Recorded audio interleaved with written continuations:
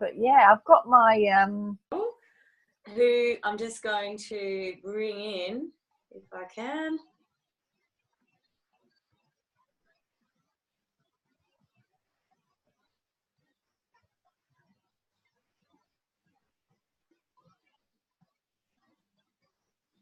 Just a moment. So I've just invited you to join. Is something come up there? Yes, I've got you on my phone. I've got us recording live on the Zoom, and yeah, I've got you. Hi, Manda, I'm here. Can you see that? I sent you a message. Yeah, and I just invited you to join, so it should say Amanda's invited you to join in. Oh no, can't see that.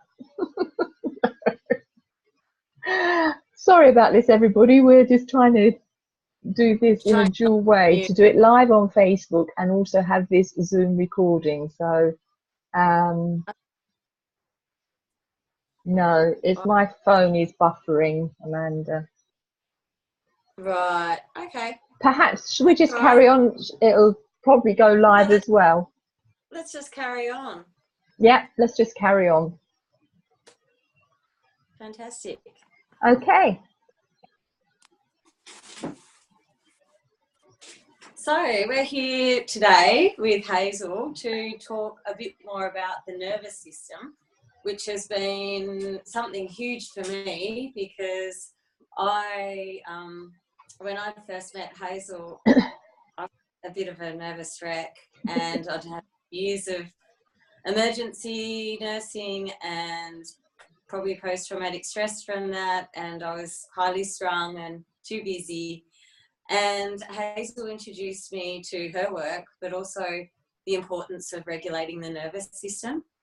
And that was when things started to change. I'd actually, just a bit about my story. When I met Hazel, I'd been doing some deep breathing work, and I put it wasn't the right thing for me at the time, and I'd tried counselling and yoga and nutrition, and was super healthy, but it was the nervous system work that really started changing things for me, and that's why I'm so passionate about introducing you to Hazel today. So here she is. Yes, hello there. Yeah, well, you're quite right. Regulating the nervous system is more important, in my opinion, than the food we eat and the supplements we take and the exercises that we do. It is so important. It is life-changing. And it all starts with our birth. How we are born is crucial into understanding how you've ended up where you are today. If you suffer with anxiety, depression, and those kinds of mental illnesses, mental diseases. So we are conceived and we grow in the womb, and then we are pushed out into this world, this 3D world of duality. Some of us are born through cesarean, some through emergency cesarean, and the mothers had drugs through necessity, epidural, and all of those things will affect this new body that's coming into the world. Now remember, in a newborn baby, the vagus nerve is not mature, it's barely developed, and it relies on the baby's prime carer, usually the mother, for that vagus nerve to grow healthily through social interaction, smiling, tone of the mother, I love you, up and down, smooth, smiling, interacting is the way to cultivate the growth of a really strong vagus nerve in a baby. Now, the vagus nerve is back of the head. It's in two portions, if you like. You can Google what it looks like as the best way to do it. And it's on behind the ears, kind of top of the bottom of the skull, top of the spine there. Comes down into the body, into the throat, the lungs, the heart, the liver, the spleen, all of those major organs. It comes right down like a tree, giving off its roots and so on, right down almost to the bladder. So it is the mainstay of our nervous health. Now, the main thing as well with what I bring into this is our spirit. Our nervous system carries our consciousness. Consciousness is what religion calls God. It is the isness that creates everything. So if we've come into this world and we've come in with a nervous system that has to cope with cold, non-loving environments, then it's not going to be a very good habitat for the soul to come in and work through that physical body. Does that make sense so far, Manda? Yeah. And this absolutely. is so important for mums and dads and carers of newborn babies. So for example, if you leave a newborn baby to cry and cry and cry, it's going to have a dysregulated nervous system from that moment, which means the consciousness that that baby carries is going to be tinged with this is hopeless. No one is coming to help me. Remember, you're dealing with a full-blown soul that has divine intelligence and is magnificent, but it's got to navigate this little body. Obviously it can't sit up, it can't talk through the body, because the body has to evolve and grow through life with the nervous system. So it is so important that we get the message out there. Please don't leave your baby to cry, and certainly don't wrap it up really tight, like in a straitjacket, because that is going to cause trauma to the nervous system as well. So trauma actually. Oh, sorry, Hazel, but no, go on. Just going back a step, because I've been a nurse for years, as you all know, and spent a lot of time with babies and newborns. I'm not a midwife, but I've worked in maternity a lot, and we swaddle the babies, and especially all the babies in the nursery are wrapped up really tight like this. And I know that a few times I've been looking after newborns, and when the more they're distressed, the more you swaddle them, because we were taught that this was what they needed, and it's how they were in the womb. Well, they're not, because they're not, it's only towards the end, isn't it, that they're really tight in the womb, not a lot of room to breathe. But if you look at, we've got so much more now, haven't we, that we're able to, with the sound technology, to look at babies as they move about and so on. And they'll move their arms and they'll be like this in the water, the fluid within the mum. And I know from my daughter and, my grandson and other tiny babies that I've held, if you hold them very gently and loosely and you interact with their face using your voice, you are centered, you are regulated in your nervous system, and that baby will calm. Unless, of course, it's hungry or, all those things that have been taken care of. It's not hungry, it's not got a wet nappy and all of those, external kind of things. You've taken care of all of that, and it just needs human connection. That's why skin on skin is so important. And you wrap the baby up tight. I know with my daughter and my grandson, he hated it. He wanted to out. He wanted his hands moving, and then he could bring them in. And when he wanted cuddling, it's not tight. It's gentle, like a feather. This kind of movement, what I'm doing now, sensual, really soothes the vagus nerve, brings it down into the parasympathetic nervous system, the calming, the harmony, so important. So let's go back to what actually is trauma, the fight, flight, or freeze that we carry within our nervous system, all of us. So trauma in the body is not about the actual event. It's about what is still stuck in the nervous system.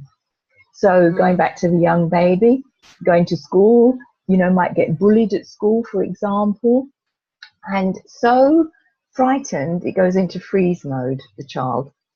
But really inside, the child might want to punch out, lash out at the bully, but is too scared to do that. The body, the nervous system, and the mind of the person might want to run and run and run as fast as it can, but it doesn't, because it's gone into freeze mode. So as we begin to unravel how we react, fight, flight, or freeze, then we can start to really listen to our body. What does your body want to do right now?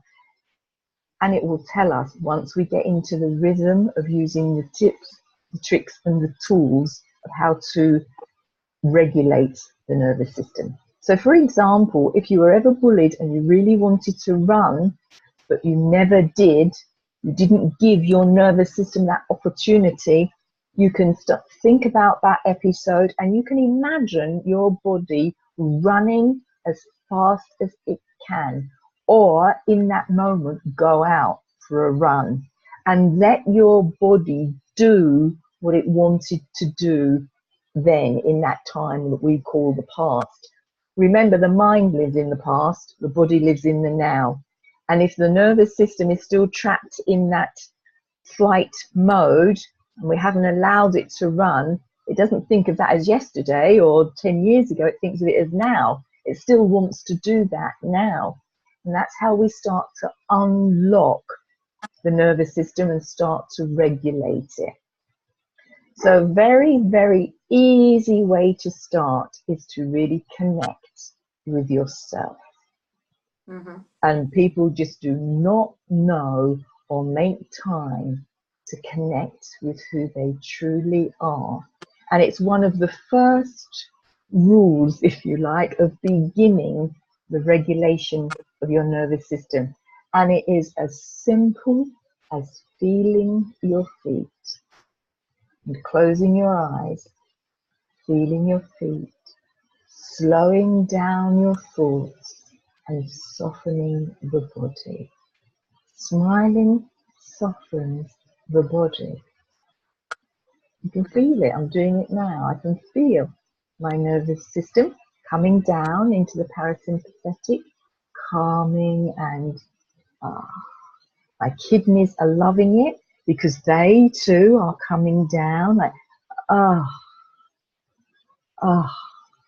regulating. Even just doing that. Remember, the kidneys move about in the body. They don't stay in the same place. You've got too much adrenaline, too much cortisol going around in the body. You're going to stay in that high zone, or that high sympathetic zone, you know, on the alert and so on. And you'll never be able to calm down properly at the end of the day. So I digress. I forgot where I was, Manda. Keep me on track. Yeah, so we've discussed the baby and how the nervous system begins to get dysregulated, and you know how we can soothe the baby in a better way, swaddling. And then going to adulthood, the first step we do to settle our nervous system is to simply just feel our feet on the floor. With our eyes closed. And as you close your eyes, and you realize you're slowing down your thoughts. You're slowing down your thoughts and you're softening your body by smiling. That brings in the I am presence. It's as simple as that. And then you begin to notice, where are you tense in your body? Have you got butterflies in your stomach? What's listening, you know? For me right now, there's a bit of tension in my hands. That's dysregulated nerve. So I would just hold my wrist like this, connecting to it, connecting to my wrist, to the nerves there. All right. But coming back to the feet, close your eyes, slow down, and you go inward. You go into the formless part of yourself, and you connect with you, your emotions, your feelings, your sensations. And you just stay there for a moment. And you open your eyes and you look at something in the room or wherever you are, whether that's a lamp, the computer, a tree, but you're just observing. So you're staying with yourself, but you're also connecting with that other person or the tree or the coffee on the table.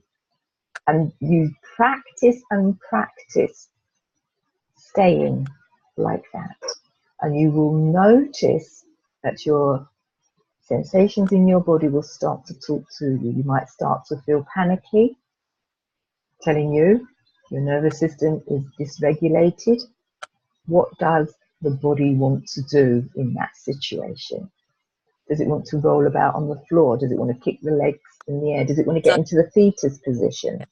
You know, just listening all the time to the body, the vagus nerve, and nourishing that vagus nerve by visualizing it. Visualizing it will help. It won't fix it, but it will help. Okay, and you can visualize it coming down your spine, coming out like a tree. And what actually practical things we can do is to wash our face with cold water.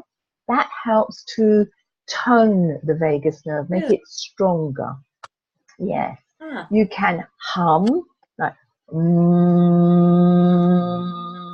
and as I'm doing that, I kind of intend it to go to the back of me and to touch on that nerve, right? So humming, speaking out loud is good to tone the vagus nerve.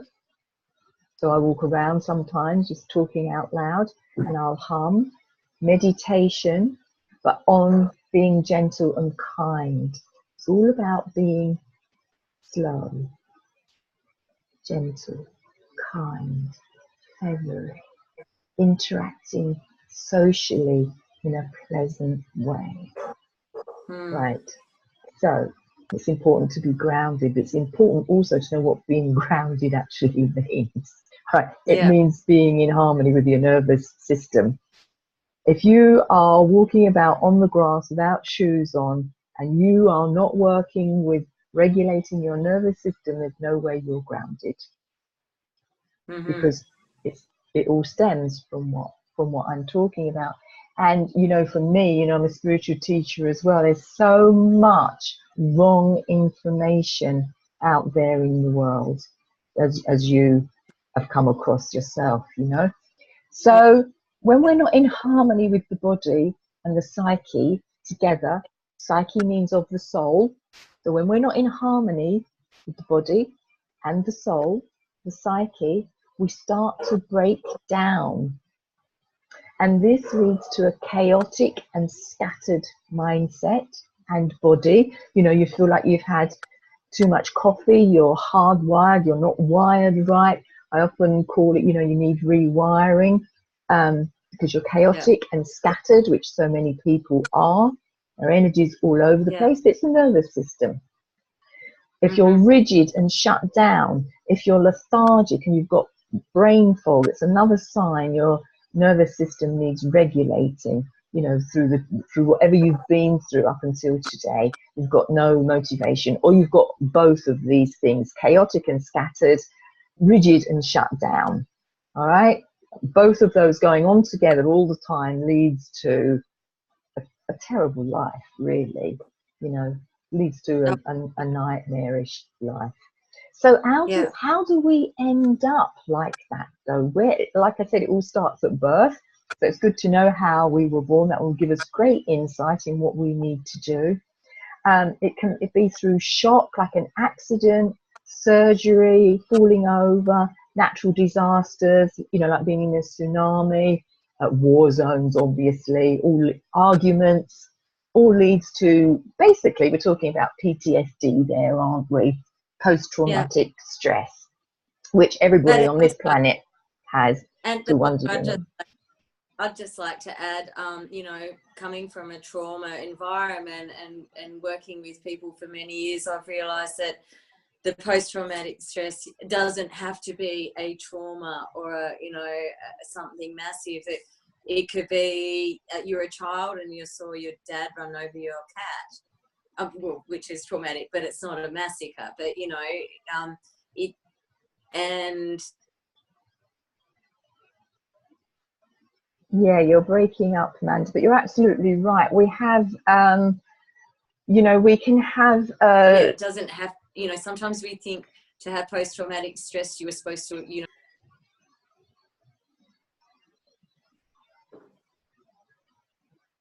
Sorry, I you were think we. breaking up. You're breaking up. Yeah, Yeah, not a good you were connection. too. Yeah. Anyway, I was just Yeah. saying, you know, it doesn't have to be, you know, a war to be post-traumatic stress. You can, you know, we can get traumas from, as you said, you know, even surgeries when we were put to sleep, we Yeah. mightn't remember it, but our consciousness does. Yeah, the dentist, for example, you know, many people are traumatized by even the thought of going to the dentist. So as you say, it can be as simple signs are you're dissatisfied with your life. That is straight away is telling you you're dysregulated. But they are everyday things that compound and build up one on the other. And before we know it, we've got chronic stress, which equals dysregulation. So yeah, it's the mother at the end of the day that's, you know, had a toddler or two toddlers, and it's just all too much. It's really, you could sum it up. It's too much, too fast, too soon. That's what leads Yeah, to overwhelm, too much for us to handle. And of course, with each individual, according to the tone and the strength of the vagus nerve, is how much you can handle at any one time, you know. And if you de-stress ongoing throughout the day, you're always going to have the capacity to handle the next lot of stress, which is inevitable, right? yeah, But people will have a lot of resistance to this, and resistance shows up as they don't do it. That is resistance. That in itself is a dysregulated nervous system, because why wouldn't we want to do what was good for us?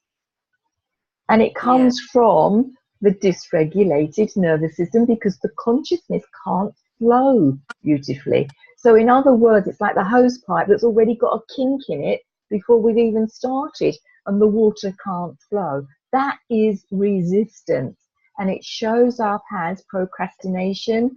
I don't want to do this. I'm fed up.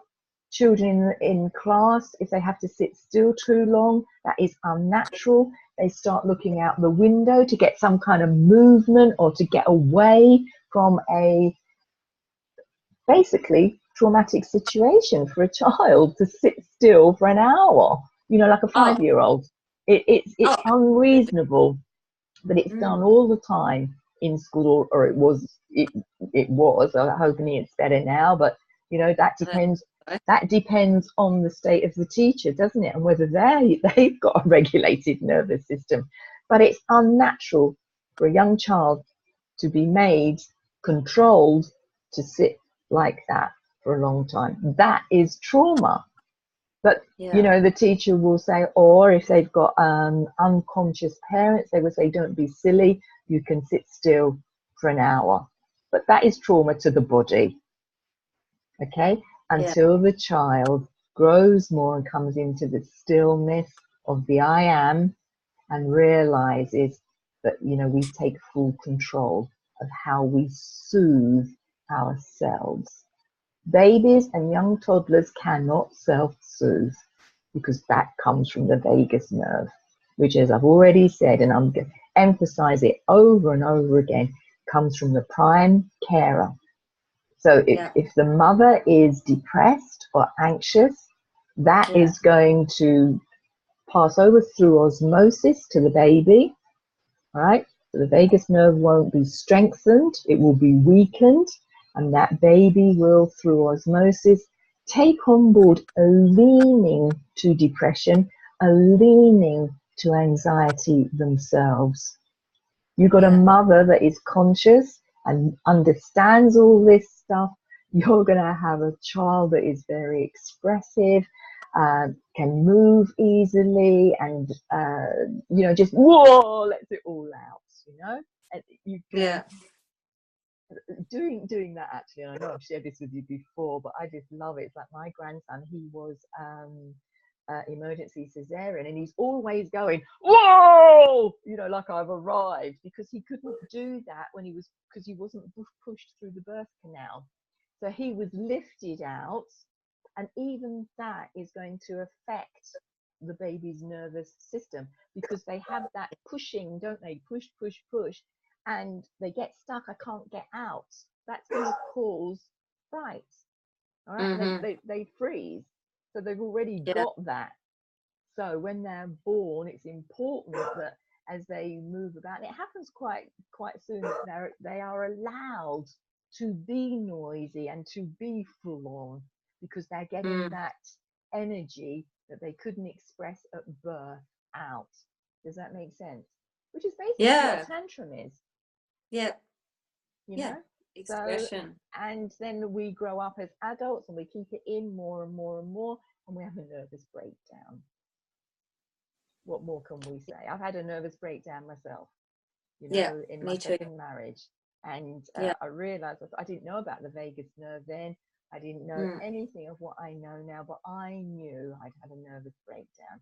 And there's nowhere you can really go unless you go on antidepressants, you know, and get pills and potions and mess yourself up even more. So, So, so essentially, and I know, you know, we're just covering it, there's so much that we could talk about. But in effect, the best way is to have sessions like this where we invite people, so that for me, I work with people as we're actually doing these exercises and can see in their bodies where their stress is, where their tension is, and bring attention to that and deal with it there and then. So you get tailor-made exercises for you, because there's loads. You know, I'm teaching my group, as you know, we're going to go through about 40 or 50, and then you will resonate with what you need. For example, some people need to rock to and fro, to soothe. So you've got people 50, 60 years old still need to do that, to get a rocking chair and soothe yourself, because you weren't soothed when you were a youngster, you know, baby toddler, just left alone. That's where this comes from. You know, I've seen a lot of mentally ill people wanting to do this, you know. And You see it a lot in the nursing homes and the psychiatric wards. It's a very common theme. Is the rocking and holding. Holding your own heart, and especially the heart. You know, exactly.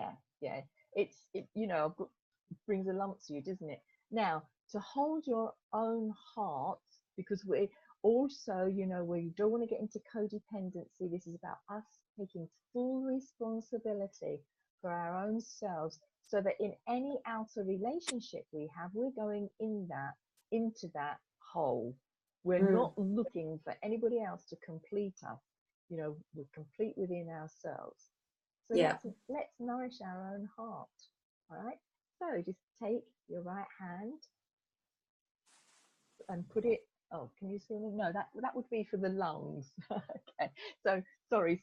Let's rewind. Take your left hand and put it under, just here where your heart would be, in alignment with your chest there. So it's very gentle, Manda. And we take the right hand and we place it on top of the other arm. So it's like a hug, right? Now, the intention is we're holding our heart. So we're not like you, relax. It's relax, don't suffocate me. Your body will say, don't suffocate me. Loosen, it's like feather touch. Love is not tight and overwhelming. Love is soft. Love is kind. Softer. Let go that little bit more. Let's put our shoulders down. And you would just hold your heart. Okay? You've got the intention in your mind. You're holding your heart. And you sit like this for a little while. Feel your heart beating. Feel your beating heart. Just feel it and notice if that causes any sensation. Remember, sensation is not a true feeling. It's just a sensation, and we call that emotion. It's not deep feeling of the heart. So just notice what's going on in your belly, in your torso. See, now I'm doing this, Manda, and I just want to just very gently soothe myself. And this might just be from stress that we don't give attention to, like we've had a busy day. For me, I was up most of the night because I'm with my daughter. My grandson was being sick and all those kinds of things that babies do. And so I need a little bit of soothing. It's like, you know, and this is really, really nice for me. Right? So I'm not stressed, I'm not shouting, I'm not getting irritable because I know to do this. Just a minute of doing this will soothe the vagus nerve, will soothe my nervous system and regulate it. And this is the kind of stress we were talking about, wasn't it? It doesn't have to be, you know, like a tsunami or a war zone, or we've got run over or hit by a bus, or we've had major surgery, or even been to the dentist. This is everyday trauma. Yeah. Yeah. But we don't call it that. We don't give it ownership. But it is trauma to the body. Jumping out of an aeroplane, you know, free diving is trauma to the body. Doing those bungee jumps, huge trauma to the nervous system. Pushing your body in the gym, huge trauma to the nervous system. I found for me, after this, learning this work with you, it really, I had to take, you know, one of the things I realised I felt like I started was punishing myself at the gym and CrossFit. So, and I found the loud music and the jerky movements were suddenly just too much. Because it is too much for the nervous system. You know, we're way out of sync. All of humanity is way out of sync. And being on an aeroplane journey, you've got the pressure in the head, you know, that is trauma to the body. And we need to take care of it, not get off the plane and dismiss it. And you can just hold your ears or just put your hands like that, and that will be sufficient, you know. It's sufficient just to come down. But if you don't do that, you're just going to end up being chaotic and scattered. You'll bump into things, you'll trip up, you know, you'll leave your shopping behind. All those things start to happen. Okay? And we just give it no concern. Oh, I've just had a bad day. But take care of your nervous system. It's imperative. It's mandatory, really. That's such a good clue, that if you lose your sunglasses or stub your toe, to be aware and just stop. You don't have to go and do a class or take an hour to meditate. Just feel your feet and close your eyes and just be, I am here now. You know me, I just love that. Yeah, I am here now. It's okay. And you feel that it's okay. But if you find that you've done that, like supposing you've lost your sunglasses, your favourite sunglasses that you paid a lot of money for, and you've lost them, and you go, I am here now. And you know that you're really okay with having lost your sunglasses, it's okay, but you're still anxious underneath that. You're still anxious underneath. That's just unlocked a deeper layer of you or whoever. It's just unlocked that. So it's just about being aware of that too, and being with that anxiety. Where is it in your body? Is it below your navel? Is it above? Is it in your stomach? Is it in your lungs? If it's in your lungs, it's grief and sadness and needs to be released from you, which we would then, another tip is to take your left hand, put it over, cross over your chest to the clavicle there, okay? And we would just concentrate the intention on our left lung.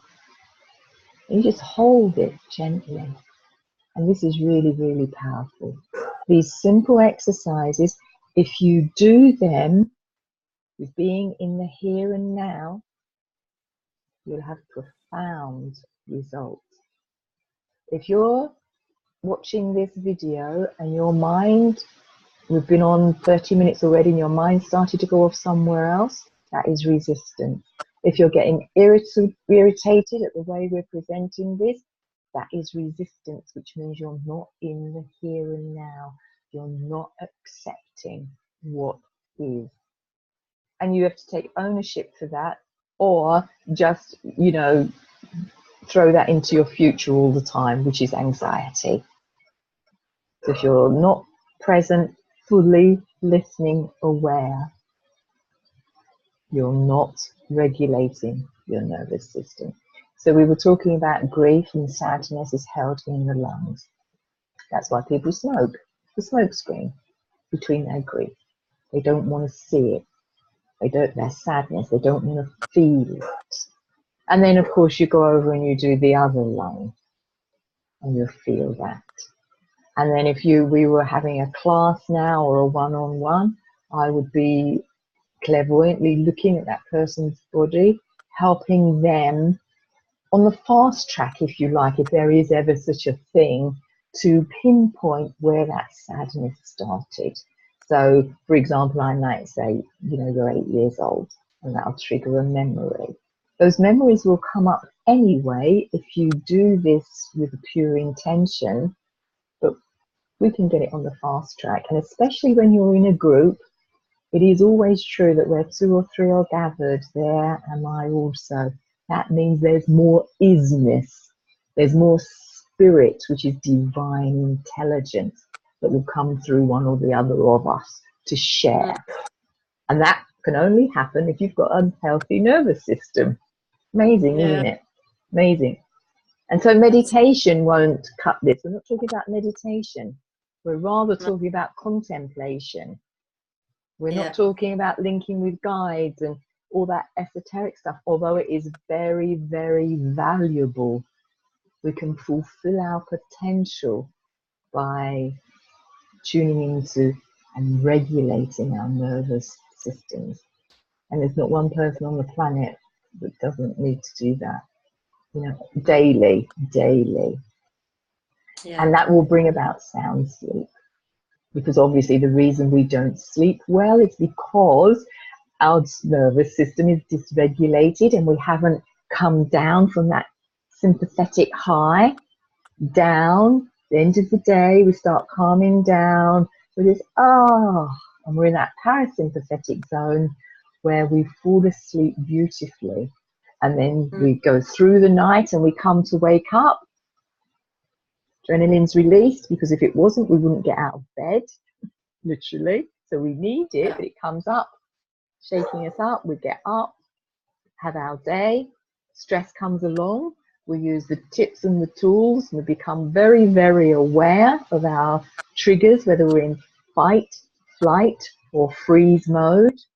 Okay, very aware, and you can stop that, regulate that from causing more distress in an already overwhelmed body. Yeah, I know it is life-changing. All of this neuroplasticity and, you know, everything to do with neuroscience, it's all quite new relatively, actually. So we're on the cutting edge of it, Manda. When you start talking to people about the vagus nerve, what? But we need to get it out there. So I'm really glad you're going to be, you know, doing this and sharing it with all your people as well. Absolutely. Yeah. So have you got anything else we can add to that? Oh, balancing the gut, which is your speciality, also is good for, you know, a well-toned vagus nerve, you know, strong vagus nerve, and also bearing down, you know, like if you've got constipation, doing that will strengthen and tone the vagus nerve. So, you know, you can do that anywhere, can't you? You know, it's like, and know that when you're doing that, you're toning up your vagus nerve. Yeah, absolutely. I think, yeah, and we can always do another chat to give, you know, the next the next chapter Yeah. another time. If people have enjoyed this, let us know and we'll give you more. Yeah, yeah. Okay, are we done then, Amanda? Are we? Yeah, that's Bye-bye. wonderful. Thank you so much. It's been fantastic. And when we share this, I'll be sharing Hazel's details. So if anyone wants to get in touch with either of us, do so. And everyone that's my friends will be able to get in touch with Hazel at the bottom of this share. So Yeah, I do have a group, everyone, that we're actually working with the vagus nerve at the moment. It's called Mastering Bliss, and I deal with everything from bringing the I am presence in, which is that part of you that is closest to your spirit, that which religion calls God. I'm not religious at all. So we deal with that. We deal with money, abundance, food, the frequency of food. I can't remember what we've covered, but lately we're dealing with the vagus nerve, and we'll be doing that for another couple of months as well. So that is a subscription based group, though. It's 25 GBP sterling pounds. So if you're interested in that, that's a month, and there's a lot. You get a lot for that. Well, I think everybody gets a lot. I think so too. Sometimes weekly calls, it depends. Sometimes once a month, sometimes bi-monthly. So there you are. Yay. Yay. Thank you so much. What a great session. It's been wonderful. All right. Bye-bye now. Bye. Bye-bye.